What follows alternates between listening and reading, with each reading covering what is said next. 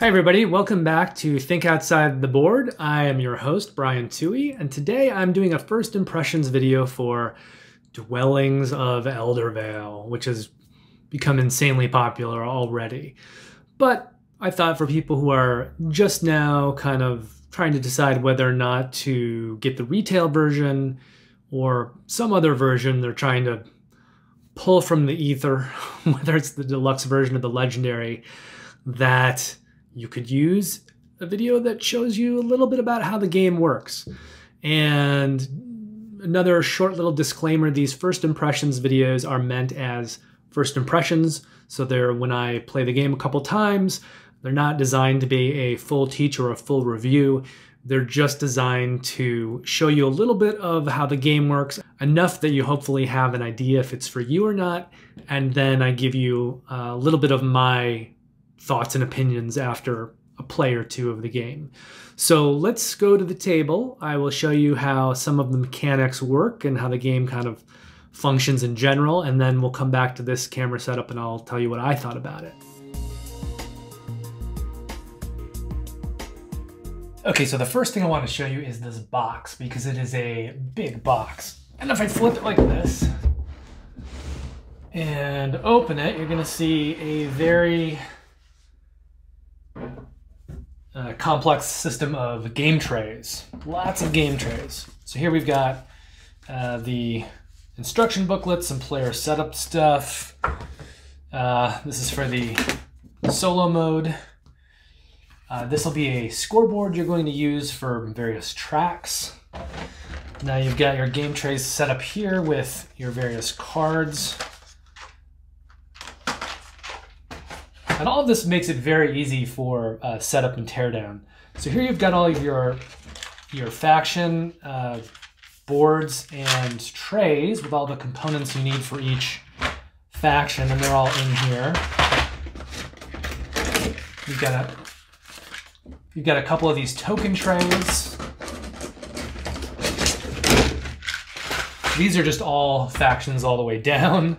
Here you've got your miniatures. There's 2 stacks of these.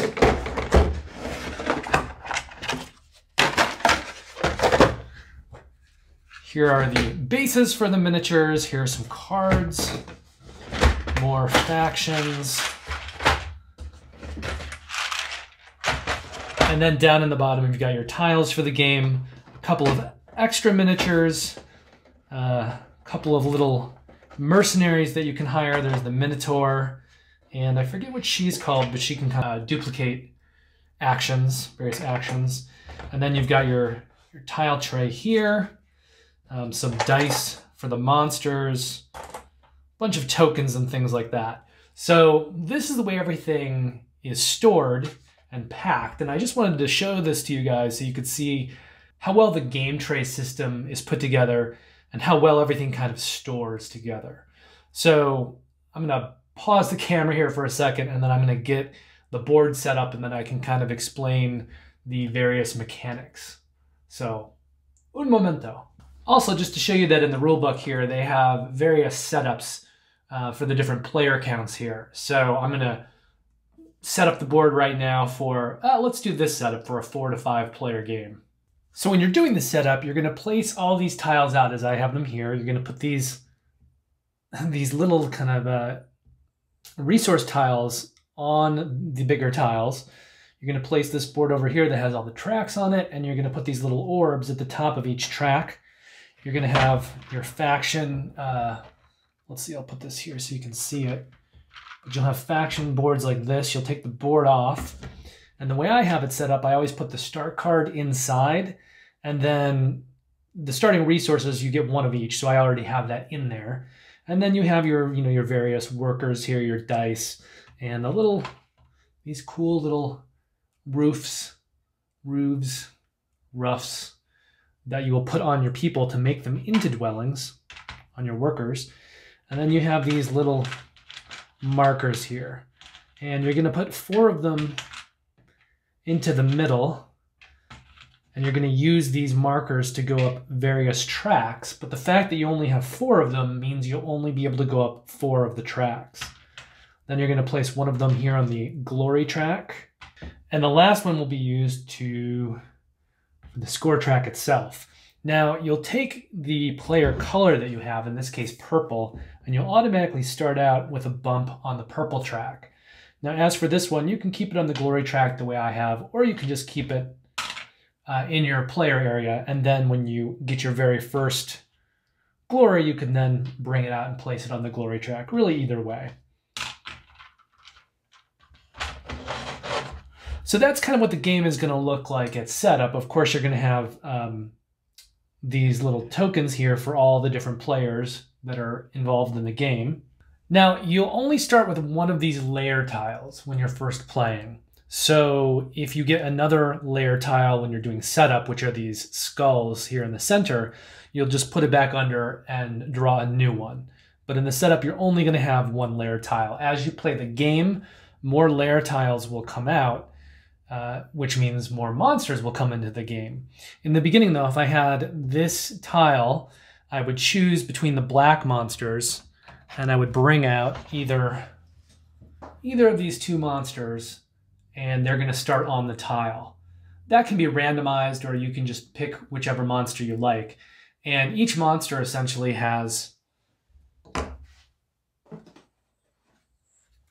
comes with the base, and the base has sounds for the two different monsters. So one set of these monsters comes with the deluxe edition. The other set is only included in the legendary edition. So for instance, you're going to get a sound when you put these monsters down, and this one will sound like this.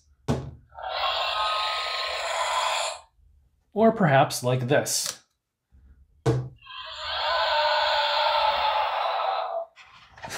So, one of those sounds is supposed to go with one monster and one with the other, but you can choose your sounds as you like.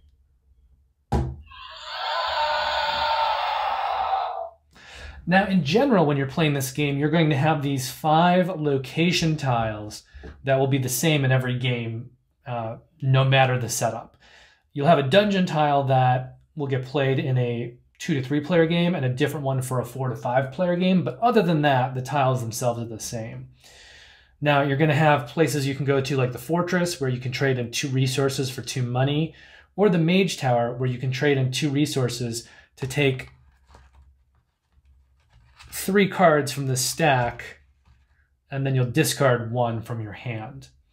If you go to the portal, you'll be able to summon one of these workers if you pay the price. Always need to pay the price. If you go to the mill, you'll be able to build a dwelling in an area where you have a worker. Again, you'll have to pay the price to do that. But how that will work is that if I have a worker in one of these elemental spaces, and for instance, for this one, I would have to pay 3 scrolls to make him into a dwelling.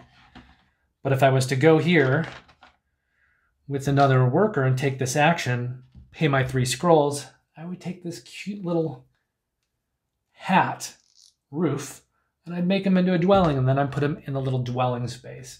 You can only have 1 dwelling per tile, so there's a little bit of a race to get the dwellings built and build them in certain areas where you're going to score the most points. Now, in general, you're going to score points when you build them.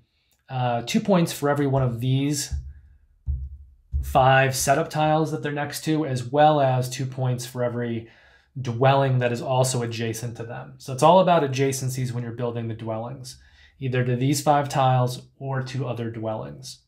Now, normally when you go to one of these elemental regions, you're just going to take one of these little bonus tiles that later you can turn in for resources. Occasionally in the game, as you go up, let's say the glory track, you're going to get certain rewards like an orb. And when you get an orb, you're going to be able to do very special things with it, like activate certain extra abilities or things like that. And like activate bonus abilities or card abilities. And if you're in a situation near the end of the game where you don't have those kinds of things to spend the orbs on, you can always pay an orb to do any of these things, which will give you additional victory points or various resources.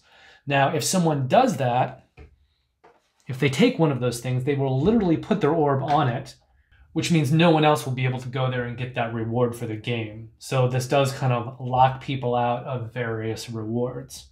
And I just want to show you this. You can see that, and this is going to be different from faction to faction, but to bring out my extra special workers like my dragon, my wizard, or my warrior here, I'm going to have to pay these specific resources to summon them. And I'll be able to do that like when I go to the portal. And if I want to just bring out new workers, I will just pay a certain number of general resources. I will start the game with 3 workers, but then when I summon a 4th worker, it's going to cost 1 resource. My 5th will cost 2, and my 6th will cost 3 workers. Now, whenever you're playing a specific faction, like here is the Rattlings of the Swarm, you're going to have 2 types of workers that have special abilities, and it's variable by faction, and the abilities themselves are also specific to that faction. So for instance, in this faction, Rattlings of the Swarm, you're going to have powers for your dragon and your workers. The dragon is a tunneler. So when you place him down, you can use the action of any adjacent tiles instead of the one that you're on. That gives you a lot of ability in terms of what you can do, and it helps you avoid conflict if you want. So you could go onto a tile where there isn't anybody and choose to do the action on the tile next to it. But if you'd only been able to do that action by going to that tile, there might be combat or something that happens. So the tunneler will allow you to work your way around that. And the other special worker type for Rattlings of the Swarm are the workers themselves. And for these guys, they have the Swarm ability, which says that every time a worker joins a battle, you gain a sword, which is a type of resource. So just for being in the battle, you're going to get a resource. And you can also see, let me show you these card trays. They've got these stickers on them. Now these stickers don't tell you specifically what it costs to buy a card, but they will tell you the general kind of resources used for the type of card of that element. So for instance, the air element is generally going to be potions and scrolls to buy them. The nature element is going to be hammers and gems. The fire element will be hammers and gems, and the water element will be potions and scrolls. Much like air, but in a different order. And when you turn over these cards and see them, you start to see that the resources do mostly match up. You do have some other ones, like this one is 3 daggers, or 3 swords, but this one's 3 potions, this is 2 scrolls and 2 potions. So in general, these are the types of resources that are sort of preferred for that deck of cards. Now, looking again at these sort of worker types, the workers, the general your workers, these guys, they're just your base level workers in general. They can go out on the board and they can get in fights and they can do things. But even apart from these special abilities, you're going to have a dragon, a wizard, and a warrior, and each of those do special things that are consistent from faction to faction. So the wizard can teleport around the board a little bit, which means normally when you're placing workers, they have to be on adjacent to tiles to where you already have workers. Not true with the wizard, he can go anywhere. When you're placing your very first placement when you have nothing on the board, if you use your aggression warrior, he can go into an occupied realm. That could be good because you could want to start a combat, or you might want to go someplace where you otherwise wouldn't be able to go. He gets to break that rule of only going in an unoccupied space for your first placement. And the dragon, well, he can't go anywhere like the wizard, but he can go 2 spaces away from a worker instead of being directly adjacent to a worker. So those placement rules are all consistent for these 3 types of workers, but the powers will vary from faction to faction, and there'll be powers for different units from faction to faction. So for instance, another faction might have powers for the wizard and warrior and not for the dragon or the regular workers. Now when players go to this tile, the dungeon, they're going to be able to take a tile here from the top of the tile stack, flip it over, and place it anywhere else where it connects to at least 2 tiles. So you could place it like that, but you couldn't place it like that hanging off the end of a tile, like that. So it just has to be adjacent to 2 tiles.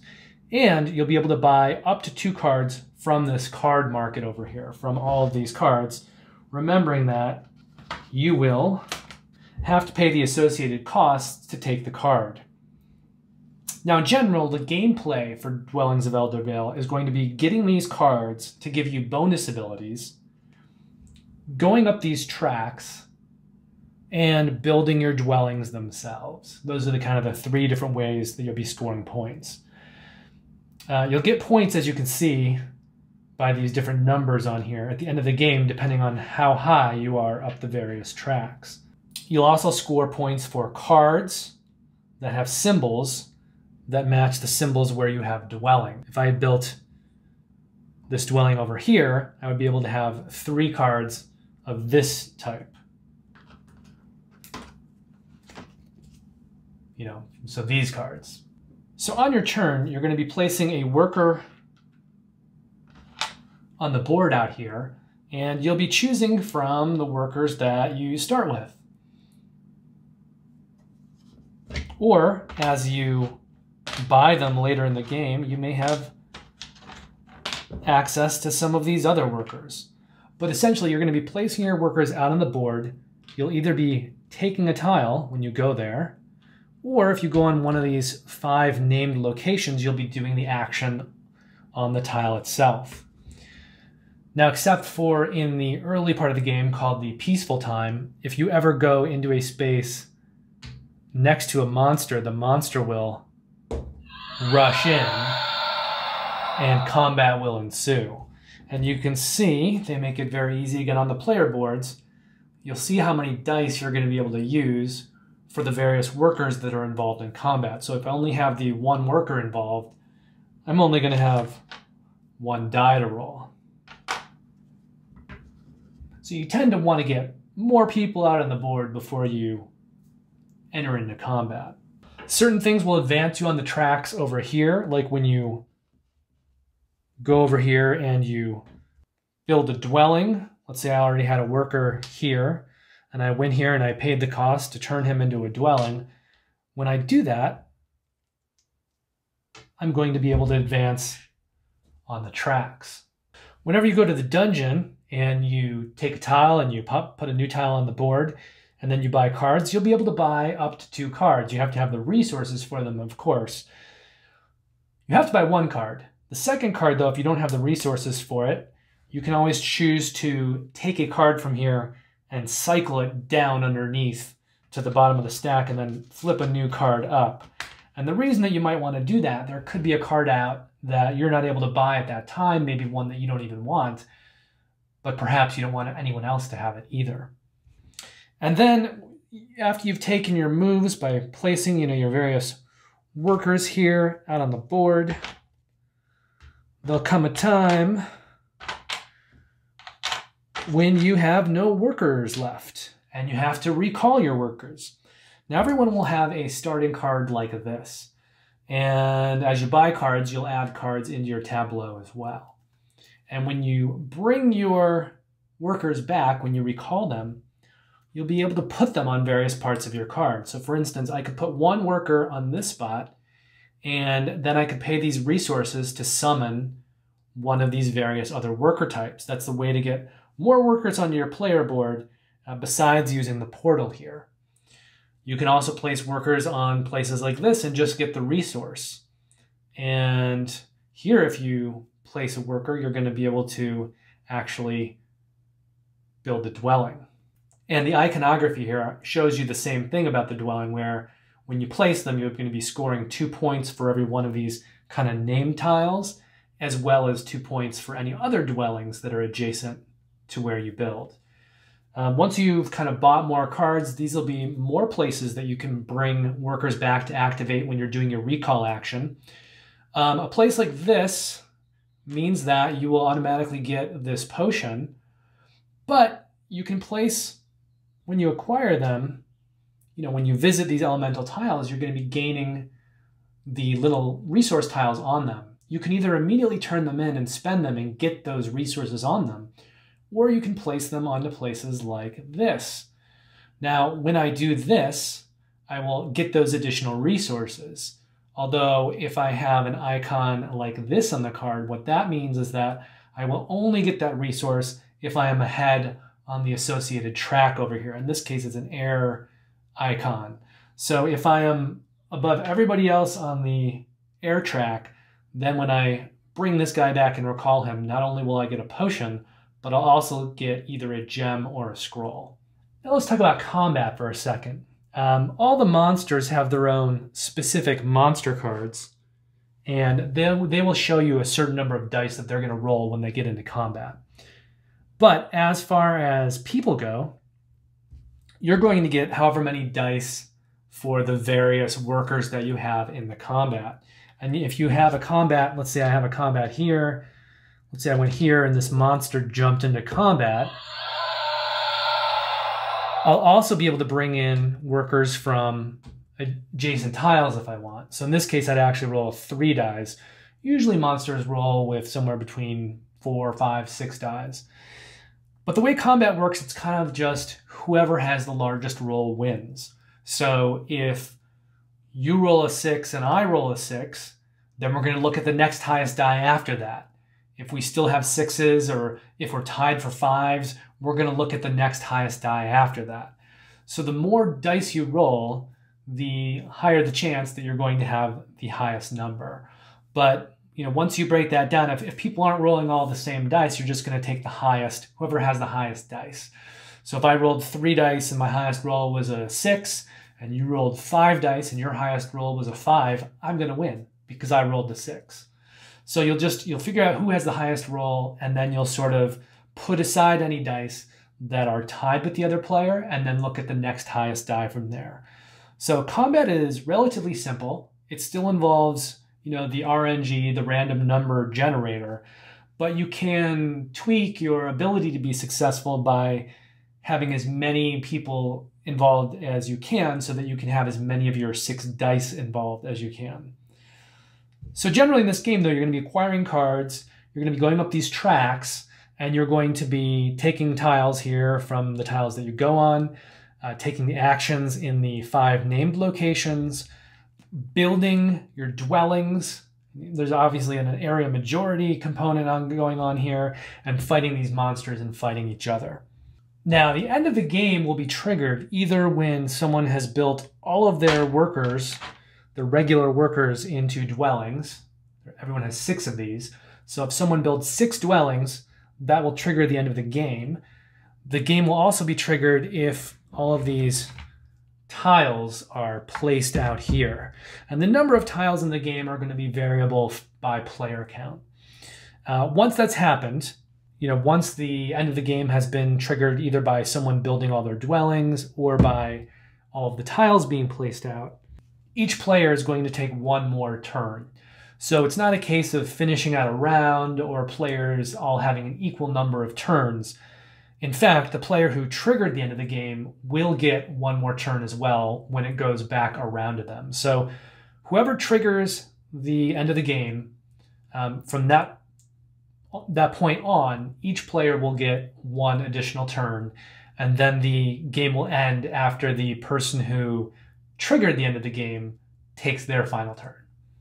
Now, at the very end of the game, when you're doing scoring, you're going to score points for the dwellings that you've built, and you're going to get as many points for each kind of dwelling as you are at that point on the track. So for instance, if I was up here on the air track, I'm going to get 4 points for any dwelling on an airspace. If I sat down here at this very first spot on the purple track, I'm only going to get 2 points for any dwelling on a purple space. And you can see that some of these tiles have multiple icons.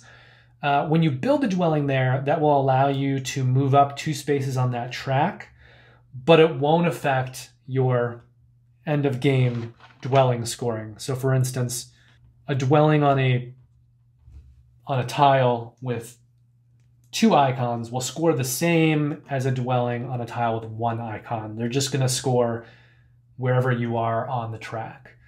You'll also get the points for wherever you are on the tracks for your various markers. So for instance, if If I look like that at the end of the game, I'm going to score 4 points for my place on this track, 3 for that one, 4 for this one, and 4 for that one. Players will also score points for all of these cards that they've bought from these trays, these elemental cards. And as I talked about before, a lot of them will affect your income, but you will also get points for these cards at the end of the game. Now, again, you're going to score points for each card based on where you are on that track, but you're only going to be able to score 3 cards for every dwelling. So if I only had 1 dwelling on purple, I would only be able to score 3 purple cards, which means if I had extra purple cards, those wouldn't get counted. So you do kind of want to plan things and make sure that you're taking cards that are kind of in alignment with the types of buildings that you're dwelling, or the type of dwellings that you're building, so that you can score these cards. So there's kind of a balancing going on there. And then finally, some of these cards will have endgame scoring on them. And there's also these little cards that are kind of resources with abilities that you'll be able to use during the game, or some of these have endgame scoring conditions as well, so you'll score for those. And then finally, if anyone has these orbs left that they've collected that they haven't used, they will score some points at the end of the game as well, just 1 VP each. So what you've got here is a game that is essentially area control, resource management, card management. You're going to be dealing with these tracks. You've got combat, and as you win combats, you'll go up on this glory track and you'll be getting various rewards there. And of course, there's combat, there's fighting between players. So there is definitely an element of take that, as well as an element of push your luck in terms of what you're risking to do with what you're doing around the board. Well, I like this game. I don't love it, but I do really like it. I think for me to love it, I would want something a little bit crunchier, a little more on the heavy Euro side. But I think at its heart, Dwellings of Eldervale is really kind of a fun beer and pretzels game. And I think it's intended for a lot of people. And I remember when the game first came out, people were sort of wondering, what kind of game is this going to be? Where is this going to sit? I think I even saw the designers of the game and the publisher wondering like where the game was going to land. And early on, I thought, oh, this is going to kind of occupy the same space in the game sphere as Scythe. And I think that's exactly what's happened. Now, that doesn't mean that it's exactly the same kind of game as Scythe, but I think there are a lot of similarities in the type of gamer and the type of sort of gaming communities that Dwellings of Eldervale is appealing to. Now, first of all, it's really pretty out of the box. I mean, Peter Vaughan, this is kind of his baby, and he was the publisher, and he put all of this together. This is his thing. And he is very much responsible for all of the miniatures and the look of the game and all of the involved game trays. And I mean, it is just a lavish production from top to bottom. I think so much so that people are wondering, well, should I get all of it or should I just get part of it? Do I need all of it? And the thing about a game like this is that it really pulls so much of its gameplay, and I know the enjoyment of it kind of comes from that production value. So, I mean, if you can't afford to, and if it's available, I definitely would go and get as much of the content as you can. I'd get the legendary version with all the miniatures. Now, on one hand, it is kind of a frivolous package. Like, those miniatures don't really do anything. I mean, you could use standees, and there is a standee option available if you want that. And if you're kind of pinched for money, by all means, do the standees, because the miniatures don't really add anything except for their table presence, and they add a lot in terms of their table presence, and they're just fun. They're very, very well designed miniatures. The fact that you have these sound bases and you can put 2 different miniatures on any of the bases and you have a different sound for each one of them is super cool. Everything about the game is super cool. You know, from the miniatures to the tiles to the game tray, everything is great. It's very, very well produced. And you know, back in the day when Scythe came out, that was a very, very well-produced Kickstarter at the time as well. Just lavish, beautiful, the artwork amazing. And the art on this is great too. The cards, the tiles, it's very sort of like iconographic, and it just, everything about it pops. It's colorful. There's so much color in this game. Just the art on the little scoring tracks, it just, the colors there, it pops as well. And the cards too. Everything is very well kind of designed in terms of how it goes in the box and how it plays and setup and teardown. It's a pretty game.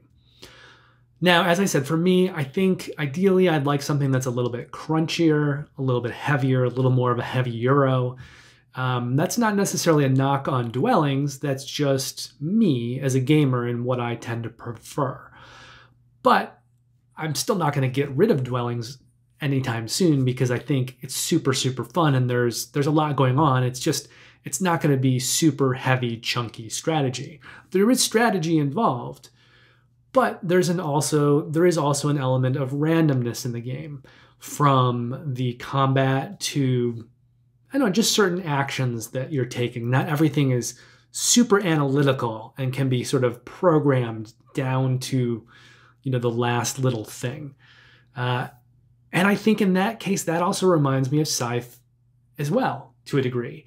I mean, Scythe was a game, I think, where a lot of the people backing it initially wanted a combat-heavy game. And that's not really what they got. The threat of combat is kind of more what's going on in Scythe, that combat could happen.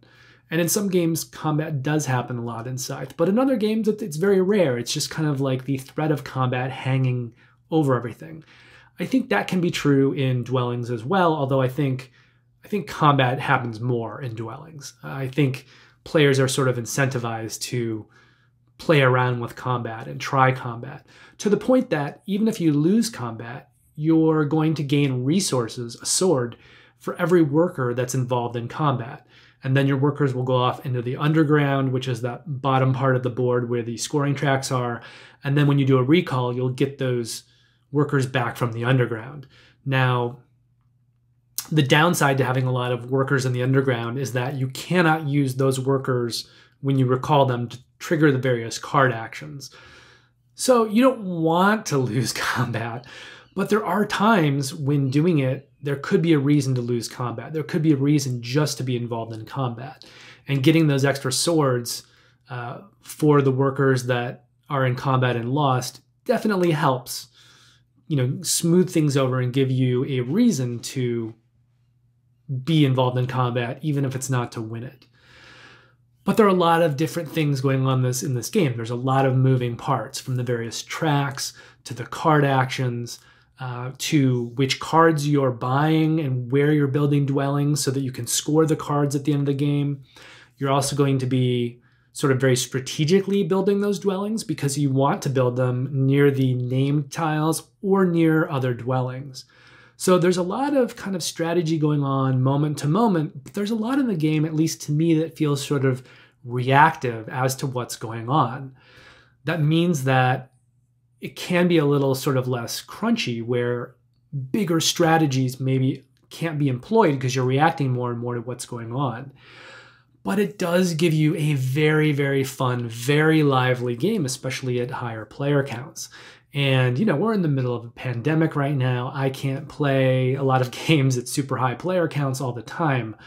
So this is a game I'm definitely going to hang on to, and I really look forward to getting to the table with groups of, 4 or 5 players, because this thing is just going to be a hell of a lot of fun at those player counts.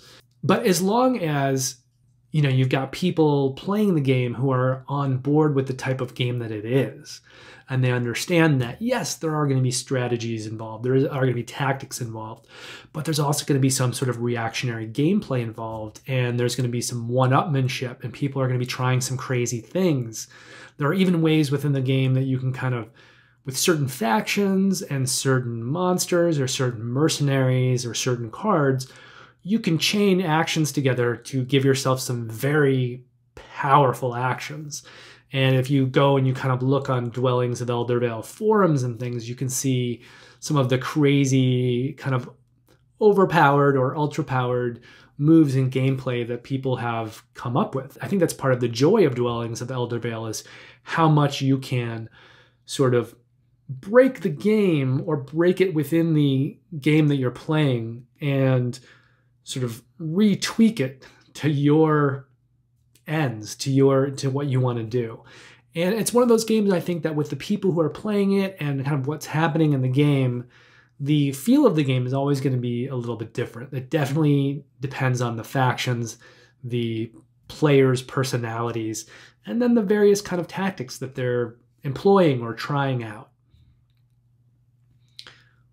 So for me, it's not going to be my favorite game of all time, Dwellings of Eldervale, but I do like it a lot, and I do like it in sort of this, I don't know, somewhere between a medium light, medium heavy kind of game that you're going to play with larger groups of people, and it's going to be somewhat fun and controlled chaos and just dealing with this menagerie of strategies and kind of players' wills.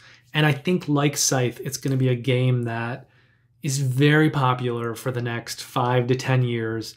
I think you're going to see it at gaming groups everywhere. It's going to be a go-to game. So while the two games themselves may not be that similar in terms of their mechanics, I think the way that they appeal to gamers and groups of gamers is going to be similar. I think Dwellings is going to rocket up the, charts the same way that Scythe did. Already, if you look at a lot of board game content creators, best of lists for last year, it's up high on a lot of those lists. And I think that's going to continue. I think Dwellings, God, for all the games that were released last year, I think Dwellings is going to be the biggest breakout hit. And I think it's going to continue to be a breakout hit on that level for many years to come. I think really, when you look at things, Dwellings may not be my favorite game of last year, although I do really like it. It'll probably be in my top 25 list, but probably towards the high end. It's still going to make it in though, and it is a good game. But I think if you're to look at all the games that were released last year, I think without a doubt, Dwellings of Eldervale was the sort of runaway juggernaut hit. It was sort of the Marvel Universe game of last year. I mean, it's obviously not a Marvel game, but I'm just talking about movies. Those Marvel movies, hit and they make $1 billion. And I think Dwellings is sort of the board game version of that. I think its popularity is only going to continue, and it's going to satisfy a lot of gamers. I mean, it doesn't even really matter what I think about this game. The popularity is already there, but I do like it. I would recommend it to, I think, most gamers. I think the only gamers that really need to be a little wary of it are, like I said, the gamers who really want sort of very heavy, chunky Euros with no luck involved whatsoever. On the easier side of the game, I think while the game is, heavier than some lighter games, it's fairly easy to teach. The concepts are easy to grasp. I think that even most lighter gamers won't have a problem learning the game or kind of, stepping up to the mechanics in there. It's just, they're presented rather well. It's simple when you kind of boil everything down. And so again, I think this is a game that a large cross section of gamers are going to be able to play and enjoy together. And I think, those kinds of games are games we need in this hobby as much as possible. Those games that can kind of bring together all kinds of gamers and they can enjoy and play together. And Dwellings is certainly one of those games. So, I mean, I would recommend this game for most gamers. Some of my reservations about the RNG, but other than that, it's just a lot of fun in a box, and it's very well produced. It's beautiful. And if you haven't played it, if you don't own it, then definitely as we start to get more and more vaccinated and gaming groups start to play again more publicly, look for this one. Definitely give it a play at least once. There's a lot of fun to be had in this box, and it's very well produced. It's beautiful. It's gorgeous. And I think it's a game that's for most people, maybe not everybody, but for most people. If this is your first time on this channel, you might want to consider subscribing or liking this video. You can also hit the alarm bell so that you'll be notified whenever I publish future videos. And thank you very much for watching. I appreciate your taking the time to listen to me and see what my feelings are about this game. And as I said, go play it. Go buy it. You'll probably like it. That's the end of this video. Take care.